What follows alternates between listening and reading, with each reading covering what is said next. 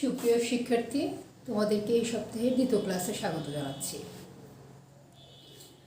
দেখো, এখন ডিফারেনশিয়াল জিওমেট্রির 5 নম্বর লেকচার আমরা আলোচনা করব। এখন পয়েন্ট টপিকটা হচ্ছে, এখনকার আলোচনার টপিকটা হচ্ছে মৌলিক সরলরেখা, ফান্ডামেন্টাল স্ট্রেট লাইন। পাশে আমি একটা চিত্র এঁকে লিখেছি। তোমরা সুন্দর করে চিত্র, আমার চিত্র আঁকাটা আমার পছন্দ হয়। যাই হোক, মৌলিক সরলরেখা, ফান্ডামেন্টাল স্ট্রেট লাইন। প্রথমেই আসো যে মৌলিক সরলরেখা বলতে কি বুঝি। স্পেসে দেখো, চিত্র দেখে দেখে বলবো যে স্পেসে একটি বক্ররেখার কোনো বিন্দুতে অঙ্কিত স্পর্শরেখা, অভিলম্ব রেখা এবং দ্বি অভিলম্ব রেখা, এই তিনটি রেখাকে বলা হয় মৌলিক সরলরেখা। দেখতেই পাচ্ছ, এই রেখাটাকে বলা হচ্ছে স্পর্শরেখা। আমি ইন্ডিভিজুয়ালি প্রত্যেকটা রেখে আলোচনা করব, তখন আরো ক্লিয়ার হবে। মোটামুটি এটা জেনে রাখো যে মৌলিক সরলরেখা বলতে আমরা তিনটা রেখাকে বুঝি। সেই তিনটা রেখার নাম হচ্ছে স্পর্শরেখা, তারপর হচ্ছে অভিলম্ব রেখা, দ্বি অভিলম্ব রেখা। এবার আসো স্পর্শরেখা নিয়ে আমি কিছু কথা বলি। স্পর্শরেখা,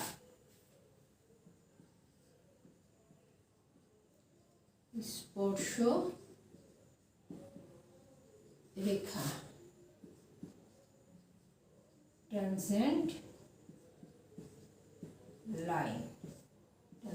এটাকে আবার এভাবেও বলা যায় যে স্পর্শক, স্পর্শক স্পর্শরেখা কি, সেক্ষেত্রে হবে ট্যানজেন্ট, ট্যানজেন্ট।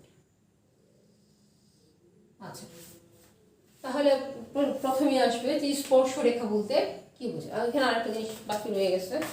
এই প্লেনের নাম, এটা হবে অস্কুলেটিং প্লেন, অস্কুলেটিং প্লেন। এটা হচ্ছে নরমাল প্লেন, এটা হচ্ছে রেকটিফাইং প্লেন, রেকটিফাইং প্লেন, রেকটিফাইং প্লেন। দেখো, এখন আমার প্রশ্ন হচ্ছে যে স্পর্শরেখা বলতে কি বুঝো। স্পর্শরেখা বলতে আমরা কি বুঝি। দেখো, চিত্র কি বলে, স্পর্শরেখা বলতে কি বুঝো। দেখো, চিত্র থেকে আমরা এভাবে বলতে পারি যে অস্কুলেটিং প্লেন, না প্রথমে রেকটিফাইং প্লেন দিয়ে আসি, একই কথা, অসুবিধা না, আগে পরে অসুবিধা নেই। মানে মূল বক্তব্য হচ্ছে এই যে দুটি প্লেনের ছেদরেখাকে আমরা স্পর্শরেখা বলি। সেই দুটো প্লেন কি কি চিত্র থেকে দেখা যাচ্ছে, রেকটিফাইং প্লেন এবং অস্কুলেটিং প্লেন। এই দুটো প্লেনের যে ছেদরেখা, সেই রেখাটাকে বলা হয় স্পর্শ রেখা বা স্পর্শক। এখন স্পর্শরেখা বরাবর যে একক ভেক্টর কাজ করে তাকে বলা হয় একক স্পর্শ ভেক্টর, এবং এই একক স্পর্শ ভেক্টরকে টি ভেক্টর দ্বারা প্রকাশ করা হয়। দেখো, এইভাবে টি ভেক্টর দ্বারা প্রকাশ করা হয়। সুতরাং এবং এই টি ভেক্টরের মানটা হচ্ছে এরকম, মান না ঠিক, টি ভেক্টর বলতে আমরা এইটা বুঝি, এইটা টি ভেক্টর মানে হলো r vector dot divided by absolute value of r vector dot. আমরা জানি একক ভেক্টরকে এইভাবেই প্রকাশ করা হয়। একটা ভেক্টর, সেই ভেক্টরের মান দ্বারা যদি আমরা ভাগ করি তাহলে আমরা একক ভেক্টর পাই, নতুন কিছু না। আচ্ছা, গেল। তাহলে কি কি বললাম বলো তো, সংজ্ঞা বললাম, একক ভেক্টর নিয়ে কথা বললাম। হ্যাঁ, এখানে আর একটা কথা আমি বলতে চাই, সেটা হলো এই প্রশ্নটি কিন্তু পরীক্ষায় আসে যে স্পর্শক কাকে বলে। হ্যাঁ, সেক্ষেত্রে কিন্তু এভাবে বলতে হবে। তো স্পর্শকে আর একটা সুন্দর সংজ্ঞা আছে, আমি সেটাও তোমাদেরকে বলতে চাই। আমি প্রথমে চিত্রটা আঁকি, তারপরে একটু বলি। এখানেই আঁকি, কিভাবে আঁকবো। প্রথমে একটা কার্ভ নিলাম, এটার উপর দুটো বিন্দু নিলাম, পি একটা, কিউ একটা নিলাম। পি বিন্দুতে একটা স্পর্শক আঁকি, টি ভেক্টর। ঠিক আছে, আচ্ছা, এভাবেই বলি দেখো এভাবে বলবো যে মনে করি y = fx একটি বক্ররেখা। এটা একটা বক্ররেখা, আমার বক্ররেখাটা ভালো নেই, তোমরা সুন্দর করে কম্পাস দিয়ে বেঁকে নিবে, ভালো লাগবে দেখতে। স্কেল দিয়ে টেনে একক ভেক্টরটা দিবে, স্পর্শকটা টানবে, ভালো লাগবে তখন দেখতে। কোথায় ছিলাম বলো তো? আচ্ছা, প্রশ্নটা ছিল কি যে স্পর্শরেখা বা স্পর্শক বলতে কি বোঝায়। তাহলে একটা ডেফিনিশন তো আমি দিলামই যে এই যে দুটো রেক্টিফাইং প্লেন এবং অসকুলেটিং প্লেন, এই দুটো প্লেনের যে ছেদরেখা, সেই ছেদরেখাকে বলা হচ্ছে স্পর্শক বা স্পর্শরেখা। আরেকটা সুন্দর ডেফিনেশন আছে, সেটা জানানোর জন্য এই চিত্রটা আঁকা। যে একটা কার্ভ নিলাম, মনে করি y = fx একটা বক্ররেখা। এখন সেই বক্ররেখার উপর নিকটবর্তী দুটো বিন্দু নিলাম, পাশাপাশি দুটো বিন্দু নিলাম বা কাছাকাছি দুটো বিন্দু নিলাম। কি কি নাম দিলাম? P এবং Q। এবং P বিন্দুতে একটি স্পর্শক আঁকলাম, P বিন্দুতে একটি স্পর্শক আঁকলাম, সেই স্পর্শকের নাম দিলাম PT, ক্যাপিটাল লেটারে দিলাম PT। আর এইবার একক ভেক্টরটা হচ্ছে দিস। এখন এরকম যদি ঘটনা ঘটে Q টেন্ডস টু P, এই কথাটার মানে কি? যদি Q টেন্ডস টু P হয়, এটাকে বাংলা কি বলবো? এটা তো আমি গাণিতিক চিহ্ন দিয়ে বুঝালাম। এটার বাংলা হচ্ছে Q যদি স্বাধীনভাবে P এর দিকে অগ্রসর হয়, তবে PQ এর সীমাস্থ মান মানে হচ্ছে লিমিট, PQ এর সীমাস্থ মান PT হলে পিটিকে বলা হবে P বিন্দুতে বক্ররেখাটির স্পর্শক। ব্যাস হয়ে গেল। এটা কিন্তু মজার একটা সংজ্ঞা, এটা খেয়াল রাখো। এটার চেয়ে আরো উন্নত একটা ডেফিনেশন, দুটোই রাইট, ঠিক আছে, যে এটা ভালো একটা ডেফিনেশন। আর এই প্রশ্নটা কিন্তু পরীক্ষায় আসে যে স্পর্শক কাকে বলে বা স্পর্শরেখা কাকে বলে, তখন তুমি দুটো ডেফিনেশনই দিবে, অন্তত একটা দিতে হবে, যেটাই দাও না কেন অবশ্যই কারেক্টলি চিত্র সহ দিবে, তাহলে খুব ভালো হবে। তাহলে কি বলবো যে একটা কার্ভ নিলাম, কার্ভের উপর দুটো বিন্দু নিলাম, একটা বিন্দুতে P বিন্দুতে আমি একটা স্পর্শক আঁকলাম। এখন Q যদি P এর দিকে ধাবিত হয় এবং PQ এর সীমাস্থ মান যদি PT হয়, তাহলে পিটিকে আমরা বলবো P বিন্দুতে বক্ররেখাটির স্পর্শক। ব্যাস হয়ে গেল। তো স্পর্শরেখা নিয়ে এতটুকুই কথা বলবো। এবার আমি চলে যাব অভিলম্বতে। অভিলম্ব রেখা,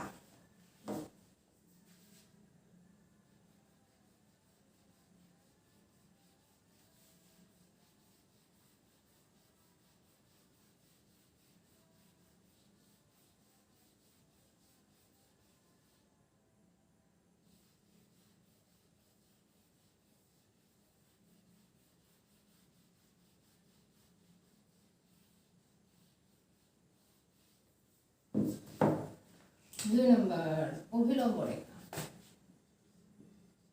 অভিলম্ব রেখা বলবো নর্মাল লাইন। অভিলম্ব রেখা হচ্ছে নর্মাল লাইন। এবার প্রশ্ন হলো অভিলম্ব রেখা কাকে বলে? অভিলম্ব রেখা কাকে বলে? একটি বক্ররেখার উপর কোনো বিন্দুতে অঙ্কিত স্পর্শকের সাথে যে কোনো লম্ব রেখাকে ওই বিন্দুতে অভিলম্ব রেখা বলে। ঠিক আছে, তাহলে কি বলবো? মূল কথাটা কি? টি এর সাথে স্পর্শ রেখার সাথে বা স্পর্শকের সাথে লম্ব রেখাকে আমরা কি বলছি? অভিলম্ব রেখা বলছি। ভালো কথা। এখন অভিলম্ব রেখা বরাবর যে একক ভেক্টর কাজ করে তাকে বলা হয় একক অভিলম্ব ভেক্টর, এবং এই ভেক্টরটাকে এভাবে n দ্বারা প্রকাশ করা হয়। তাহলে কি বললাম? অভিলম্ব রেখার ডেফিনেশন, একক ভেক্টর গেল। এবার হচ্ছে প্রধান অভিলম্ব। আমাদের চিত্রে যে n ভেক্টর, এটা কিন্তু প্রধান অভিলম্ব এখানে ইন্ডিকেট করছে। প্রধান অভিলম্ব, প্রধান প্রধান অভিলম্ব কাকে বলে বলো দেখি, চিত্র দেখিয়ে বলা যাবে। প্রধান অভিলম্ব হচ্ছে কি অস্কুলেটিং প্লেন এবং নর্মাল প্লেন, এই দুই প্লেনের ছেদরেখাকে বলা হয় প্রধান অভিলম্ব। ব্যাস এ পর্যন্তই গেল অভিলম্ব নিয়ে এই কথা, এতটুকুই, আর কিছু না। এবার আসো পরেরটাতে। এবার কি হবে, দ্বি অভিলম্ব রেখা, 3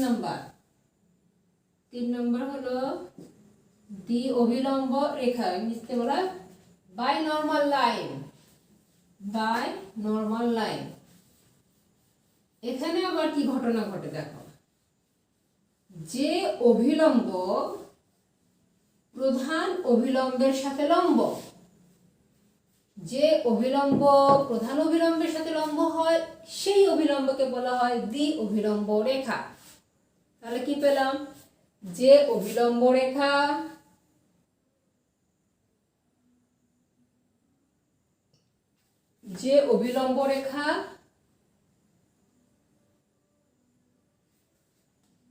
প্রধান অভিলম্বের সাথে লম্ব হবে সেই অভিলম্ব রেখাকে বলা হবে দ্বি অভিলম্ব রেখা।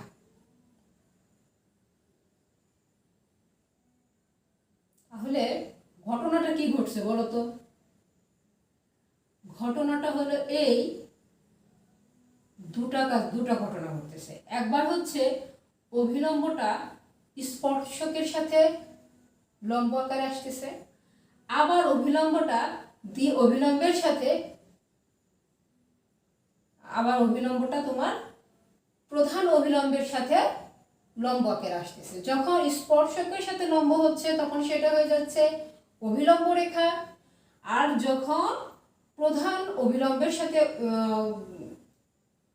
90 ডিগ্রি কোণ করছে, কি লম্ব হচ্ছে, তখন সেটা হয়ে যাচ্ছে দ্বি অভিলম্ব রেখা। এখন দ্বি অভিলম্ব রেখা বরাবর যে একক ভেক্টর ক্রিয়াশীল তাকে বলা হয় একক দ্বি অভিলম্ব ভেক্টর, এবং একে বি ভেক্টর দ্বারা প্রকাশ করা হয়, ব্যাস এ পর্যন্তই। এটা নিয়ে এ পর্যন্ত গেল, দ্বি মৌলিক সরলরেখা চলে গেল। এবার আসো স্পর্শরেখার সমীকরণ। এবার টপিক হচ্ছে স্পর্শরেখার সমীকরণ। দেখো স্পর্শরেখা নিয়ে আমরা কথা বললাম, সংজ্ঞা বললাম, একক ভেক্টর বললাম। এবার আমরা স্পর্শরেখার সমীকরণটা নিয়ে আলোচনা করব। শুরু করি তাহলে।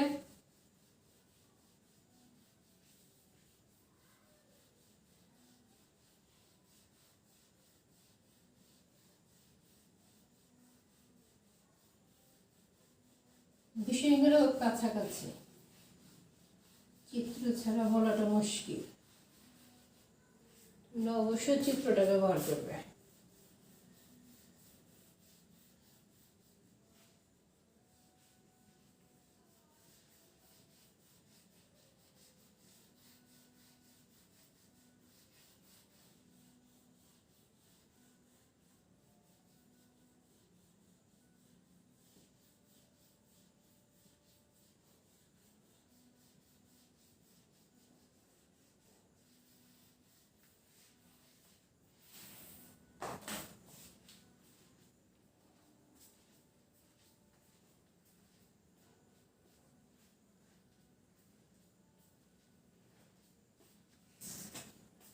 দেখো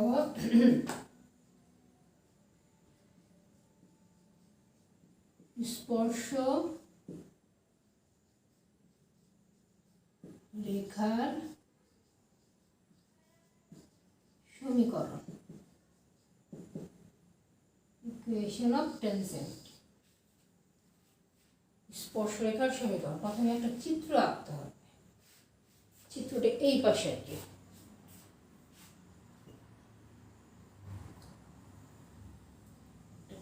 নিলাম,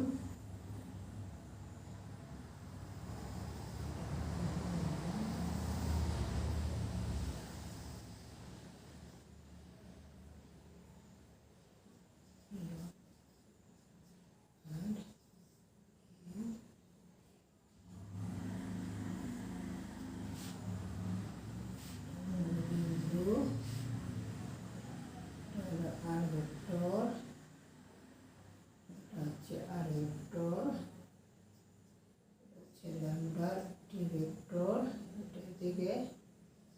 দিকে এটা দিকে। এই দেখো কি কাজ করলাম।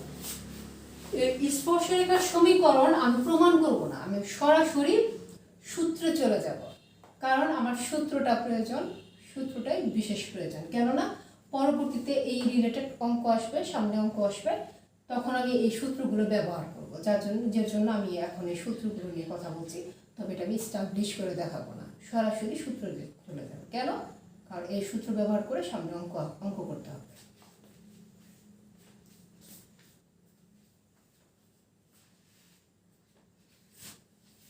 আচ্ছা, তাহলে শুরু করি।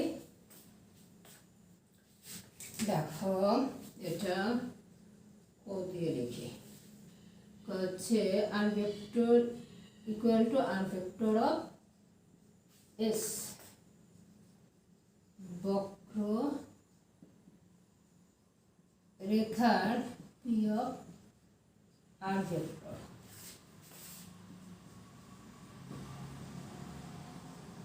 বিন্দুতে স্পর্শ রেখার সমীকরণ। তাহলে স্পর্শ রেখার সমীকরণ এখন আমি বের করছি। কোন ক্ষেত্রে? যখন আমার বক্ররেখাটা হচ্ছে r vector equal to r vector of s, কোন বিন্দুতে নির্ণয় করছি? P of r vector. চিত্রের সাথে মিলিয়ে দেখো। আচ্ছা, পরে আমি চিত্রটা নিয়ে কথা বলছি, আগে আমি সূত্রটা লিখে নিই। R vector equal to r vector plus lambda r vector prime. হ্যাঁ, এই সূত্রটা আমার কাজে লাগবে সামনে অঙ্কের সলিউশনে। এই সূত্র আমি কখন অ্যাপ্লাই করব? যখন বক্ররেখাটা থাকবে এস এর সাপেক্ষে, তখন আর ভেক্টর লিখলাম যখন পি অফ আর ভেক্টর। আচ্ছা, তাহলে ক্যাপিটাল আর কে, তার পরিচয়টা কি? স্মল আর ভেক্টর, তার পরিচয়টা কি? ল্যামডার পরিচয় কি? আর ভেক্টর প্রাইম তো বুঝাই যাচ্ছে, এটাকে ডেরিভেটিভ করা হচ্ছে এস এর সাপেক্ষে, সেখান থেকে। কিন্তু আসলো কোত্থেকে? তাদের পরিচয় কি, বৃত্তান্ত কি? দেখো, এবার আমি চিত্রে ফিরে যাই। দেখো, প্রথমে আমি একটা কার্ভ নিলাম, একটা বক্ররেখা আঁকলাম। আঁকার পরে কি করলাম? সেই বক্ররেখার উপর একটা বিন্দু নিলাম, পি নিলাম। এরপর আমি কি করলাম? পি বিন্দুতে একটা স্পর্শক আঁকলাম। সেই স্পর্শকের উপর চলমান একটা বিন্দু নিলাম, নাম দিলাম কিউ। পি বিন্দুতে আমি স্পর্শক আঁকলাম, পি বিন্দু আবার অবস্থান করছে বক্ররেখার উপর, যে বক্ররেখার সমীকরণ হচ্ছে r vector equal to r vector of s. P বিন্দু, সেই বক্ররেখার উপর আমি একটা বিন্দু নিলাম পি বিন্দুতে আমি একটা স্পর্শক আঁকলাম। সেই স্পর্শকের উপর আমি একটা চলমান বিন্দু নিলাম কিউ। এবার মূল বিন্দুর সাপেক্ষে পি বিন্দুর অবস্থান ভেক্টর নিলাম আর ভেক্টর, স্মল আর ভেক্টর, আর কিউ বিন্দুর অবস্থান ভেক্টর হলো ক্যাপিটাল আর ভেক্টর। ওকে, এবার আর কি? তাহলে তুমি ওনার পরিচয় পেলে, বাকি হলো এর পরিচয়। তাহলে এটা হলো কোত্থেকে নিচে দেখো, পি কিউ যে ভেক্টর, তাকে আমি প্রকাশ করছি এটা দ্বারা, ল্যামডা ইন্টু টি ভেক্টর দ্বারা। ল্যামডা এখানে হচ্ছে স্কেলার পরামিতি, আর টি ভেক্টর হচ্ছে স্পর্শক বরাবর একক স্পর্শ ভেক্টর, ইউনিট ট্যানজেন্ট ভেক্টর।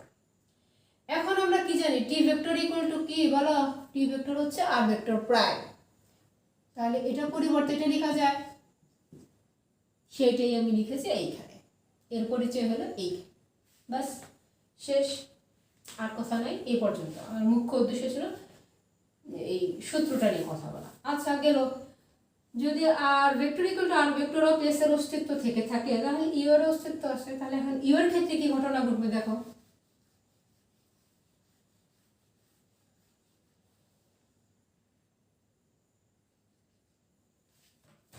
এবার ইউ দিয়ে নিলাম ইউ, সেক্ষেত্রে সমীকরণটা কি হবে?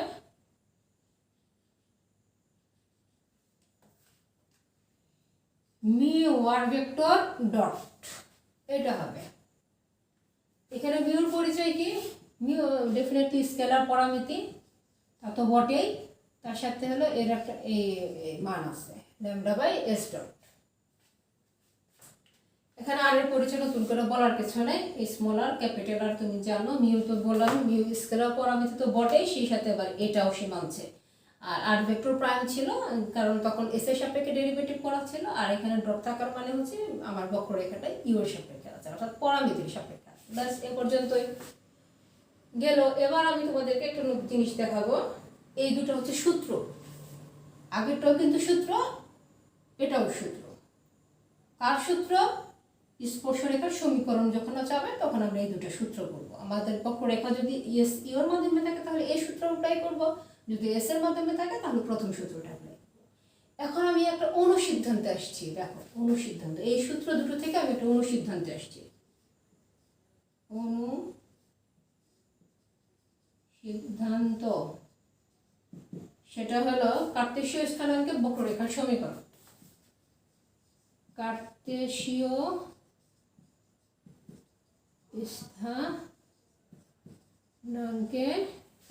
স্থানাঙ্কে স্পর্শ রেখার সমীকরণ। এবার হলো এটা একটা অনুসিদ্ধান্ত।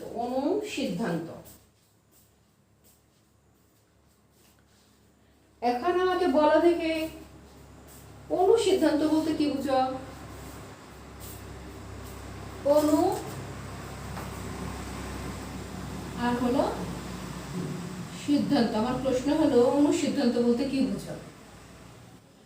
অনুসিদ্ধান্ত বলতে কি বুঝো এটা যদি বলতে চাই তার আগে আমাকে এইটা প্রশ্ন করতে হবে যে সূত্র বলতে কি বুঝো।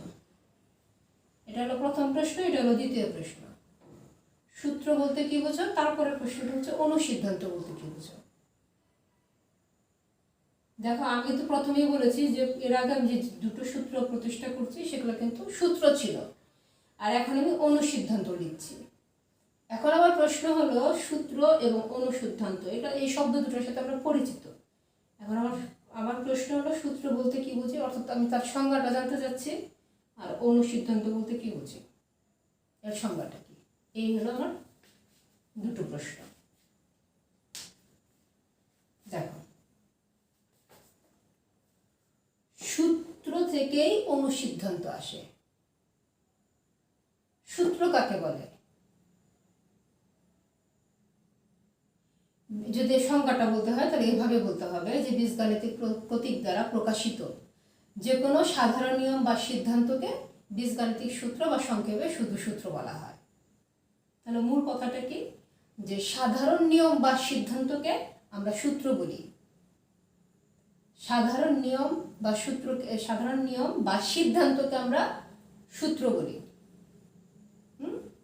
আর অনুসিদ্ধান্ত হচ্ছে একটা সূত্র আমি প্রতিষ্ঠা করলাম, প্রতিষ্ঠা করে সেখান থেকে যে আমি যে সিদ্ধান্ত পেলাম, একটা সূত্র প্রতিষ্ঠা করলাম, সেখানে আমি সিদ্ধান্ত পেলাম। ওই সিদ্ধান্ত থেকে আমি যদি আরো নতুন এক বা একাধিক সিদ্ধান্তে পৌঁছতে পারি তাহলে ওই নতুন যে এক বা একাধিক সিদ্ধান্ত পেলাম সেগুলোকে বলা হবে অনুসিদ্ধান্ত।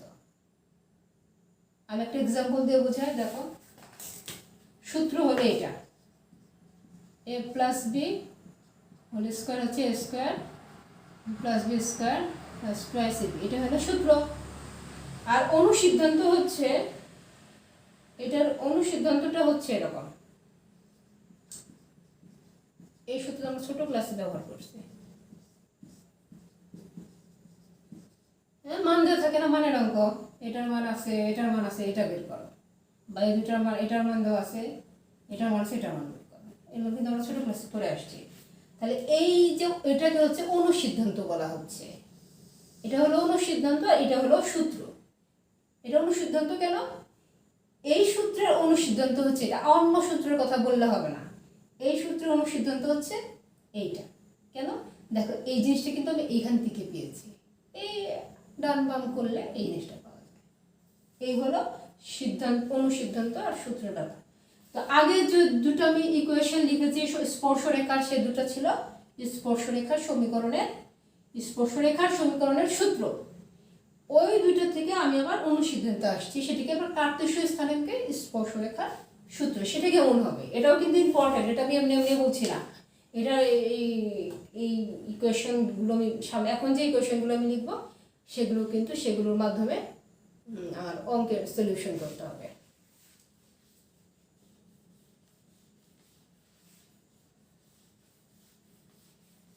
এই দুটো সূত্র এখন আমি যে দুটো লিখবো সেটা হচ্ছে অনুসিদ্ধান্ত। দেখো সেই অনুসিদ্ধান্তগুলো কিরকম।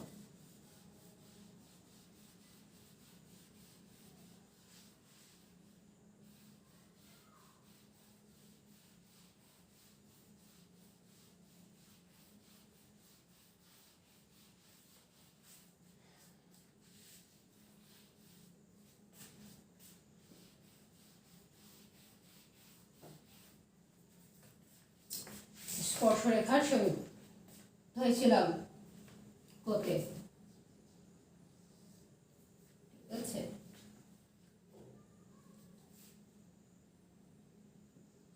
r vector equal to r vector of s, বক্ররেখার p of x y z বিন্দুতে স্পর্শ রেখার কার্তেশীয়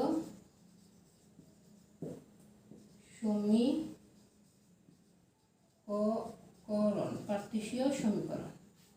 সূত্র আমি ডিরেক্ট সূত্রে চলে যাব। সূত্রটা হচ্ছে x minus x by x prime y minus y by y prime equal to z minus z by z prime। এই হলো সূত্র। সূত্র না এটা হলো অনুসিদ্ধান্ত। দেখো এখানে পরিচয় দিই, ক্যাপিটাল এক্স ওয়াই জেড আছে, স্মল এক্স ওয়াই জেড আছে, আবার small X prime Y prime Z prime dash Z prime আছে। এগুলো পরিচয় দেই। এরপর থেকে কি পেলাম? আর ভেক্টর থেকে আসছে এটা এক্স ওয়াই জেড, আর স্মল আর ভেক্টর থেকে আসছে স্মল এক্স ওয়াই জেড। আর যে ডেরিভেটিভ দেখতে পাচ্ছ X, small X prime, small Y prime, small Z prime, এরা কারা বলো দেখি? X prime, Y prime, Z prime. এরা হচ্ছে ডিরেকশন কোসাইন। এদেরকে বলা হচ্ছে বক্ররেখা ডিরেকশন কোসাইন। এখন ডিরেকশন কোসাইন কিন্তু এটা তোমাদের জন্য নতুন কোনো শব্দ না, এটা তোমরা প্রথম বর্ষে এটার সাথে পরিচিত হয়ে এসেছো। বেসিক কি ফান্ডামেন্টাল অফ ম্যাথমেটিক্স সেখানে আছে ডিরেকশন কোসাইন। তারপর আমি একটু কথা বলবো, জাস্ট তোমাদের মেমোরাইজ করে দেবো। তার আগে আমি আমার লেখাটা শেষ করে নিই। তো এই সূত্রটা আমি প্রতিষ্ঠা করলাম কখন? যখন বক্ররেখার সমীকরণ হবে r vector equal to r vector of s. আচ্ছা, সেক্ষেত্রে কার্তেশীয় সমীকরণ হবে এইটা। ক্যাপিটাল এক্স এর পরিচয় এই, স্মল এক্স এর পরিচয় এই, আর প্রাইমগুলো হচ্ছে বক্ররেখার ডিরেকশন কোসাইন। এখন তোমার প্রশ্ন আসবে ডিরেকশন কোসাইনটা কি? এটা আমি দেব, তবে আমার লেখাটা শেষ করে নিই। এটা তো এস এর ক্ষেত্রে। এখন ইউ এর ক্ষেত্রে কেমন হবে বলো দেখি? ইউ এর ক্ষেত্রে কেমন হবে? যা প্রাইম আছে সে ডট হয়ে যাবে, এই তো। আর কোনো বিশেষ পরিবর্তন হবে কিনা দেখো কি ঘটনা ঘটে। ইউ তাহলে ডট ডট দিলাম ডট, আর কি চেঞ্জ হবে? এক্স এর পরিচয় ওয়াই এর পরিচয়, ঠিক আছে। এই যে এনারা কি হবে এটা বুঝবো না, থাকুক। এখানে লিখি X dot Y dot Z dot. এরা কারা? এদের পরিচয় কি?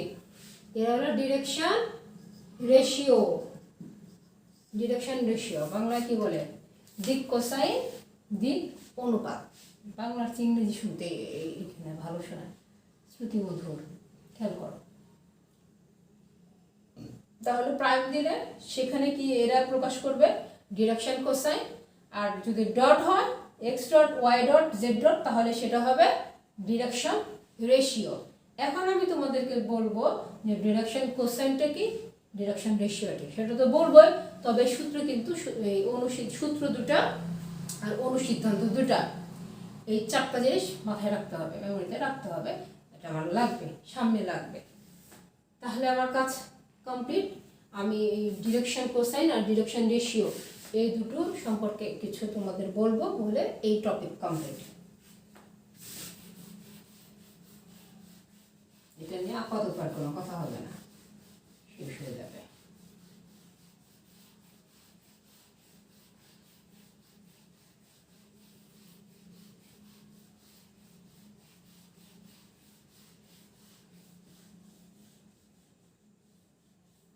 তারপর আমার তো একটা চিত্র প্রয়োজন, আমি এখানে এঁকে ফেলি।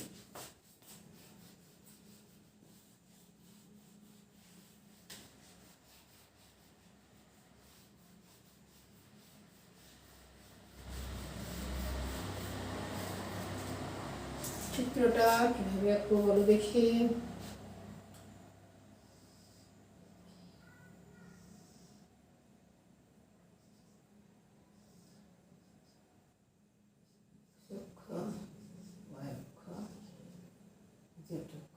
ও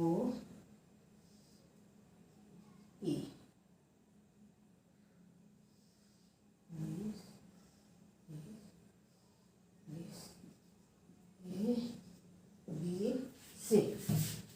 দেখো মোটামুটি একটা চিত্র আঁকলাম।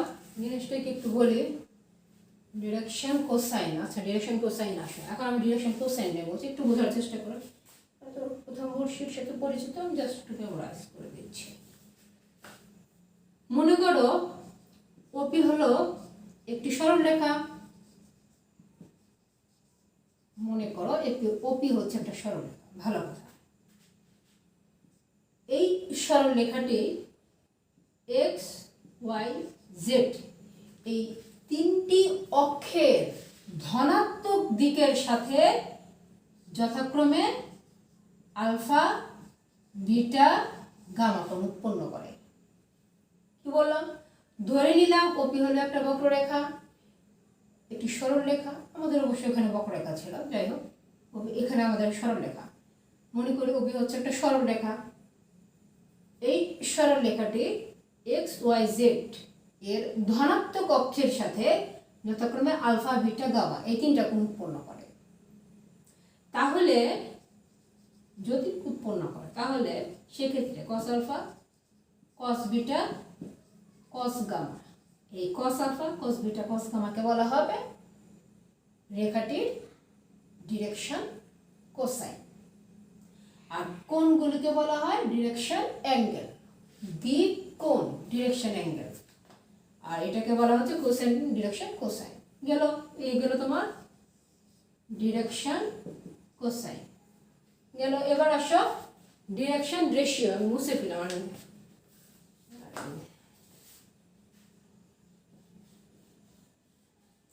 ডিরেকশন কোসাইন নিয়ে বললাম। এবার আমি ডিরেকশন রেশিওতে যাচ্ছি।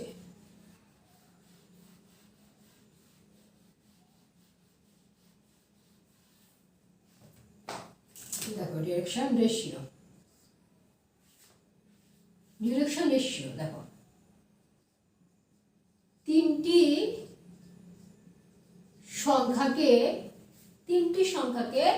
আমি ডিরেকশন রেশিও বলবো যদি সংখ্যা তিনটির এই বৈশিষ্ট্য থাকে, দুটো বৈশিষ্ট্য থাকে। কি কি?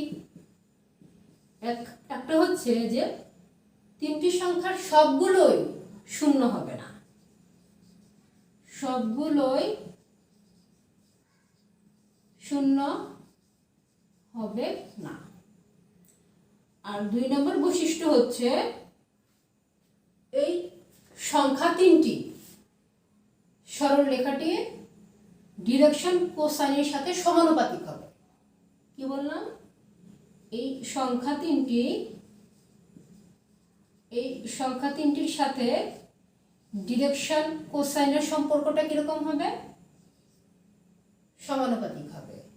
এই দুটো শর্ত যদি মানে, তাহলে এই সংখ্যা তিনটিকে আমি বলবো ডিরেকশন রেশিও। ব্যাস, কমপ্লিট টপিক এটা এ পর্যন্তই, স্পর্শরেখার সমীকরণ এ পর্যন্তই। আমরা আপাতত এ পর্যন্তই থাকবো।